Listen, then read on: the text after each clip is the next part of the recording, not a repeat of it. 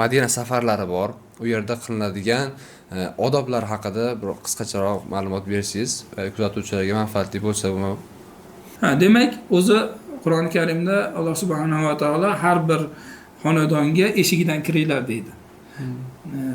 Inda lillahi masalul a'la. Agar o'xshatadigan bo'lsak, ulamolar aytgan, meni gapim emas bu. Ka'bani eshigi Madina deyishadi. Shuning uchun safar qilgan odam birinchi Madinaga Munawvaraga safar qilsin.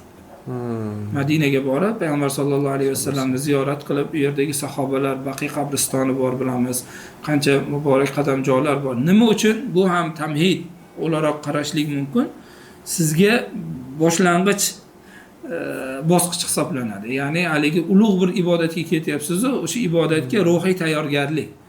Chunki Madina Munawvarada bilamiz vahiy tushgan, u yerda payg'ambar sollallohu alayhi vasallam yashaganlar, sahobalar hijrat qilingandan keyin payg'ambar alayhisalomning hayotlari to'liqligicha Madinada o'tgan. Endi siz Ka'batullohga, Alloh huzuriga, Allohga ibodat qilish uchun boradigan bo'lsangiz, shu ruhoniyat bilan haligi sizdan talab qilingan taslimiyat to'liq bo'ladi.